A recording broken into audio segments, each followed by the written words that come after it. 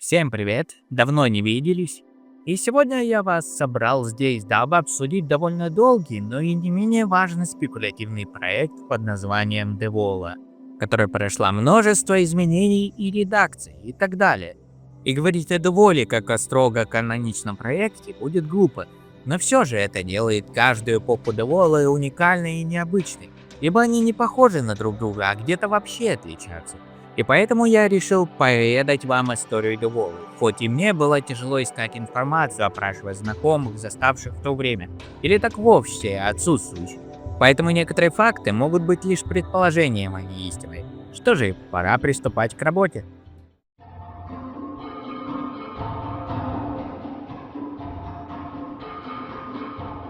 И давайте начнем с самого начала, с первых лет, а именно с 2012 года. Именно в этот период проект Девола начал постепенно обретать очертания целого мира, формируясь в нечто напоминающее планету. Возможно, у вас возникнет вопрос, а что же насчет тех существ, что были созданы ранее? Безусловно, они существовали. И можно сказать, они послужили неким фундаментом, основой для творения последующих инопланетных рас. Однако, у них не было той проработки, которая стали характерны для существ, появившихся в 2012 году. И их сложно отнести к какой-либо строгой классификации в биологической системе на Деволе.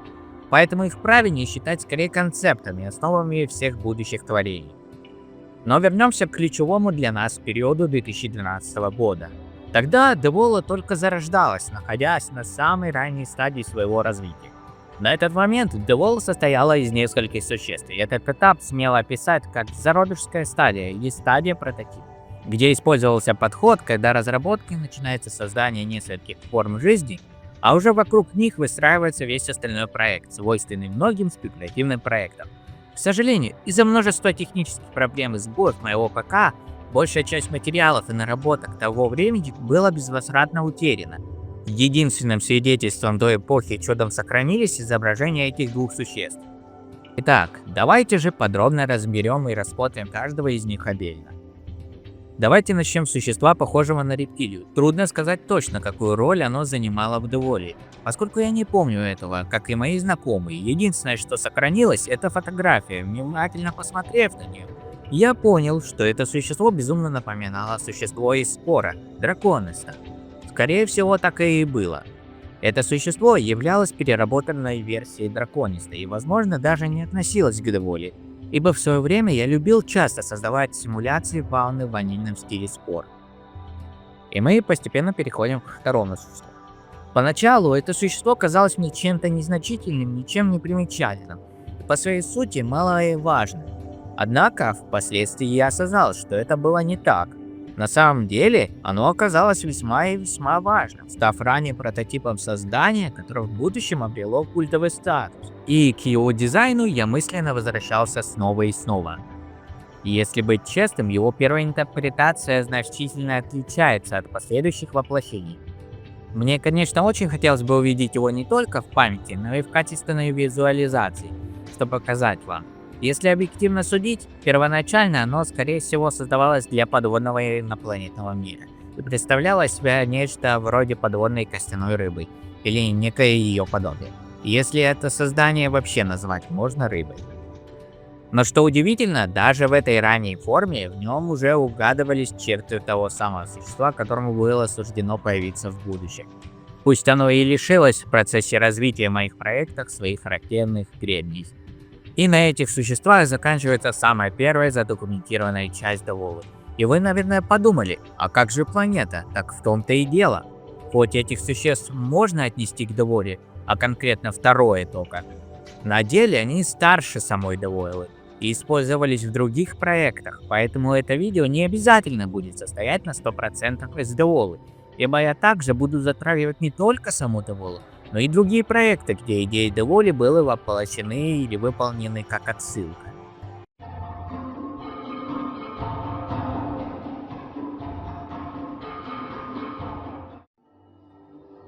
А теперь перенесемся в эпоху 2015 года. Время, когда Девола наконец начала обретать черты, знакомые нам сегодня. Этот период представляет для меня особую сложность, он окутан смутными воспоминаниями, и не только моими, но и знакомых. Именно поэтому к его описанию я подошел с максимальной тщательностью. Ранее я касался этой эпохи лишь в первой версии Хоботковых, которая по сути была реконструкцией, основанной на том, что я помнил лучше всего. Однако сейчас я поставил перед собой задачу создать нечто более полное и достоверное. Чтобы добиться этого, мне пришлось заново собрать воедино разрозненные образы в собственной памяти, а также опросить друзей, чьи воспоминания могли пролить свет на детали того времени. Результатом этой кровопролитной работы стала новая, более правдоподобная реконструкция той эпохи. И начнем мы, как полагается, с самого главного, с облика планеты. На тот момент Деволая, как небесное тело, не представляла особого интереса с точки зрения сложной географии или уникальных ландшафтов. Ее основная функция заключалась в создании фона для личного отыгрыша и погружения в местную природу. Поэтому мой акцент смещался в сторону ее фауны, а не самой планеты. Как и все в этой эпохе, ее облик был выполнен максимально в рамках ванильного стиля спор. Планета отличалась довольно слабой гравитацией, и насколько я помню, даже ее размеры были меньше, чем у Деволы 2018 года. Для исследования было доступно всего две различные версии карты, представляющие два ключевых биома этой эпохи. Начнем мы с первой местности. Сложно однозначно назвать ее саванной. Возможно, это было что-то другое, ведь от той поры в памяти остался лишь общий образ. И вот мы видим кардинальные отличия от привычной нам Деволы. Здесь нету характерного оранжевого градиента в атмосфере. И что самое главное, нет густого тумана. Может показаться, что он присутствует, но, честно говоря, это все вина Шейна. Ибо ванильный спор для создания настоящего тумана приходилось поднимать плотность атмосферы, чего здесь сделано не было. Ну, в общем, на знакомую версию Деволы это место не похоже. Однако стоит заметить интересную деталь. Здесь уже присутствуют зеленые растения, которые появятся в самой последней версии Деволы. Хотя тут они выглядят гораздо более ярче и не имеют тех темных оттенков, что в финальной версии. В целом, палитра этой эпохи, как вы видите, более светлая и яркая. А теперь перейдем к более синим тонам этой планеты, к ее холодному участку. Эта местность в холодной гамме навевала инопланетную холодную атмосферу, свойственную вселенной спор. И здесь тоже ключевое отличие от той Деволы, которую мы знаем. В более поздних версиях акцент на холодный биом был утрачен. Ведь даже последняя Девола представляла собой мир с тепличным климатом. В этой же эпохе холодная зона была выражена ярко, а общий климат планеты ощущался более суровым, чем земной. И давайте затронем животных этой эпохи, которых мне удалось вспомнить и реконструировать. Начнем, конечно же, с самого известного, а точнее прототипа целой группы существ Деволы, которая разовьется в будущем. Это, конечно же, первая хоботковая. Как вы видите, она уже напоминает индигида и других хоботковых, но выполнена в более ванильной стилистике спор. Самое главное его отличие – странный рот. Вместо обычного мясного гарпуна или клюва, как в других вариантах, у него костяной сшит. Следующим у нас будет тот, кого я не ожидал увидеть, пока мне не сказали, что я уже создавал это существо в те времена и даже использовал его в Деволе. Давайте разъясним ситуацию. Вообще, это существо я знаю давно, и оно вполне могло появиться в ранней Деволе. У нас даже имеется его вариация, сделанная в Роблоксе в 2017 году. А знаете, как я понял, что оно было в Деволе раньше? Мне знакомое напомнил. Я спросил его про мой инопланетный мир, который я показывал ему когда-то, и он сказал: ты играл там за какого-то желтого волка с клювом. Вот тогда-то я и понял, о ком идет речь. Так это существо оказалось не просто старым творением, а частью вселенной Деволы. Что можно сказать про его внешность? Я прекрасно помню, что это существо было хищником. В целом, я даже использовал звуки их рычания для реализации его модели в Роблоксе. Следующим нашим объектом внимания станет существо, которое можно кратко характеризовать как высокопрыгающее. И дело здесь не только во внешности. В моих воспоминаниях оно буквально совершало невероятно высокие прыжки.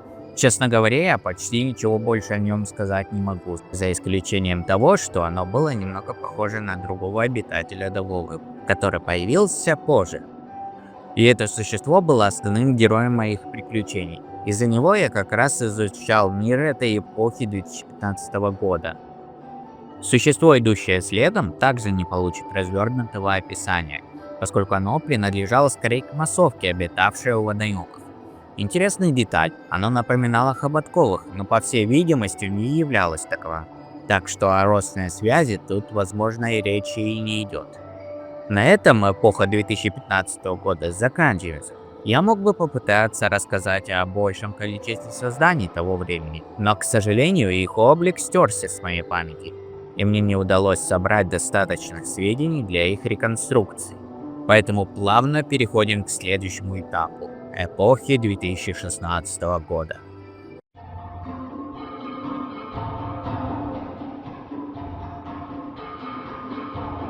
Эпоха 2016 года для Девола была довольно бедной и скудной.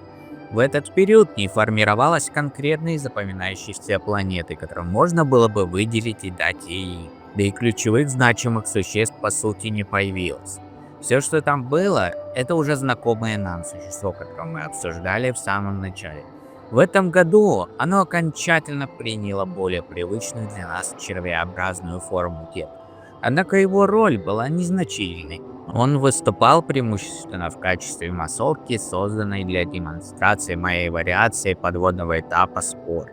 Поскольку эта эпоха не оставила после себя богатого наследия или важных нововведений, долго задерживаться на ней не буду.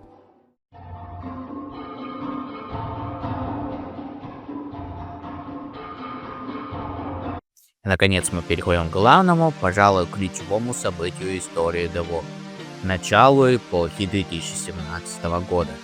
Именно тогда произошли изменения, во многом определившие ее будущий облик. Немалый вклад в это внесли два мощных источника вдохновения – атмосфера планеты Дарвин-4 и мои первые эксперименты по построению существ из сфер Roblox. Именно в эту эпоху мы впервые наблюдаем ту самую Деволу, которую многие помнят, а точнее ее зарождение. Фундамент того, что существует сейчас. Давайте начнем обзор этой важной эпохи, конечно же, с планеты. Ведь на этот раз у нее появилась полноценная знакомая нам форма. В целом, эта эпоха была неплохо задокументирована. Для нее был создан целый плейс в Roblox. Но, увы, от него остались лишь скриншоты. Именно их я использую, чтобы показать вам основные биомы местности той планеты. Итак, начнем с первого биома, места, где появляется игрок. Это был грибной лес с водоемами исследовательской станции. И да, он позже был выполнен в следующем варианте Devil. Следующий биом будет небольшой, но при этом весьма важный. И да, вы правильно подметили, здесь мы видим обычные деревья, только перевернутые. Честно говоря, я уже не помню, зачем решил сделать именно так, но тогда мне показалось это интересной идеей. В принципе, ничего особенно примечательного в этой зоне нет. За исключением одного факта, именно одна стала обложкой того самого плейса в Roblox, что несомненно добавляет ей значимости. Следующий биом также не отличался особой сложностью или уникальностью, по сути он представлял собой множество странных деревьев, отдаленно напоминающих баобабы. Интересно, что именно этот участок сохранился в истории хуже всего. В нем почти не осталось четких воспоминаний или записи, поэтому я не могу сказать о нем ничего определенного. Ну а следующим биомом, технически говоря, было одно единственное дерево, снова похожее на баобаб. Но в отличие от своих безликих собратьев, это обладало функцией, оно было хищником. Да, у него имелись оранжевые лианы, которые в игре могли хватать игрока. В отличие от простых оранжевых листьев у деревьев из большого леса. Обсудив основные биомы, можно сделать вывод: планета в целом хоть и стала уже похожа на ту самую привычную нам Деволу, но еще не превратилась в нее окончательно. Мы снова видим, что в ней отсутствует характерный густой туман, задающий атмосферу более поздних версий. Закончив с планетой, самое время перейти к паре животных, истинным ключевым фигурам данной эпохи, ведь именно на них был сделан основной акцент. И снова все открывает представитель хоботков. Я рассказываю о нем первым не просто так. Именно его я впервые создал в Roblox сфер, когда тренировался этому методу построения существ. Уже сейчас можно заметить его явное сходство с языкострелом. И вот здесь обнаруживается упущение. Оказывается, я так и не рассказывал о нем в видео о ранней Деволе. Вы могли бы подумать, что это и есть хоботковый из Деволы 2018 года, но это не так. это совершенно разные существа. То, что появился в 2018 году, это скорее своеобразный ремейк, значительно уменьшенный в размерах. Следующим существом будет безымянное существо с 4 челюстями. Однако изначально у него не было ни 4 челюстей, ни даже открытого рта. Оно долгое время существовало в своей первой закрытой версии, пока я не добавил его в другой place, уже в качестве тестового объекта. Именно там он и получил свою ключевую особенность механизма открывания пасти и ту самую запоминающуюся многочелюстную структуру. Что касается остальных существ этой эпохи, то о них я уже рассказывал в описании ранней Деволы. И сильно много говорить о них не буду. Лучше перейдем к следующей эпохе, которая окажется еще важнее и повлияет на все окончательно.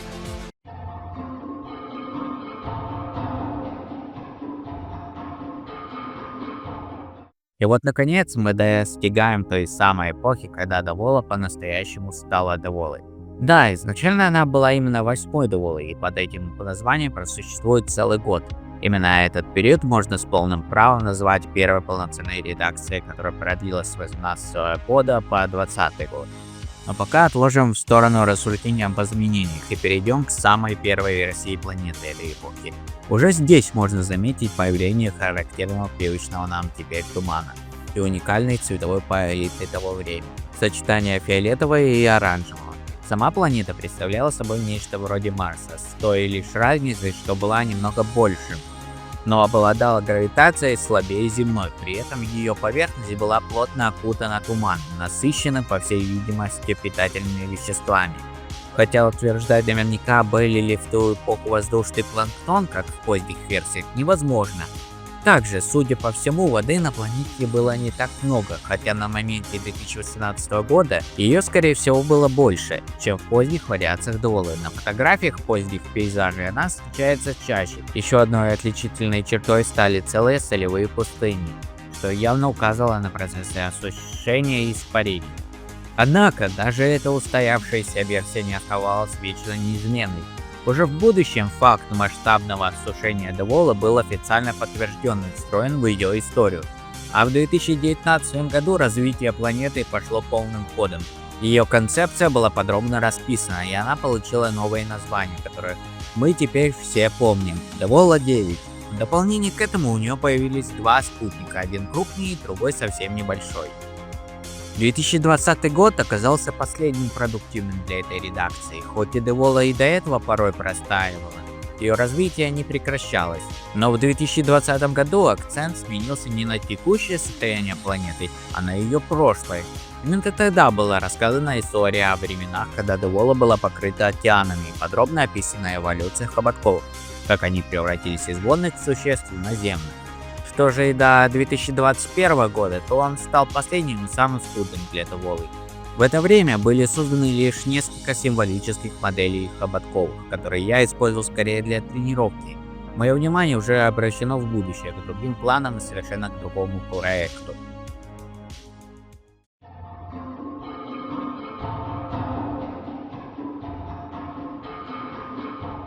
Но прежде чем мы перейдем к эпохе, которую я назову второй редакцией Деволы, стоит затронуть почет и упоминание ее элементов в других проектах и произведениях.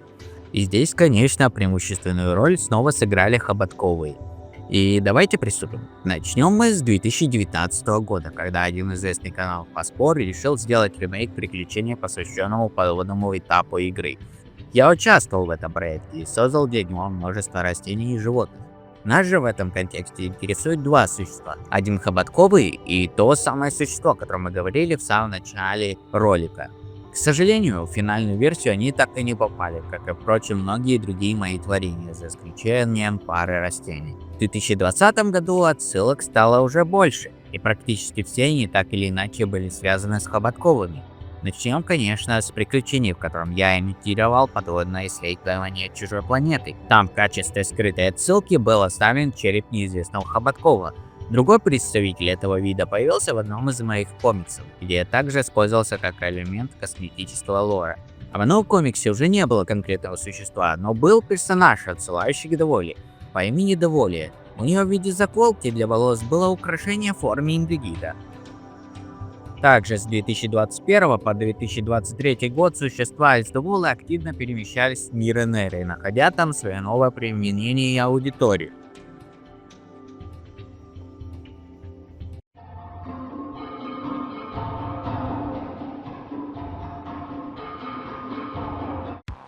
И вот мы переходим к финальному этапу жизни Деволы — появлению второй редакции. По своей сути, это была переосмысленная копия классической Деволы 2018 года. Но с серьезными доработками, в отличие от прошлой редакции, планета здесь была уже даже больше, хотя ее суть оставалась прежней. За исключением одного ключевого изменения — цветовая палитра сменилась на более зеленые и земноподобные тона, отделяя ее от марсианской эстетики предшественницы. Я активно развивал эту версию, пока в итоге не забросил ее. Сейчас, по Деволе, по правде говоря, уже почти ничего нет.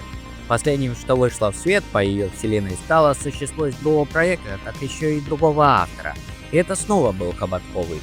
На этой ноте заканчивается большая история Деволы. Да, на этом кончается и это видео. Хоть и я обещал его выход еще 4 месяца назад, довольно долгое время я не мог его сделать из-за различных проблем от здоровья до классической прокрастинации и обычной занятости. Но все же я его сделал, как и обещал. И что же я могу сказать, пронаблюдав за этой долгой историей Деволы? Что все, что я делал даже так давно, было не зря. Каждая эпоха, каждое существо, каждый туманный пейзаж стали важной частью моего творческого пути. И кто знает, возможно, в будущем эта вселенная будет реализована в другой форме, в новых проектах с новыми идеями, но с той же душой.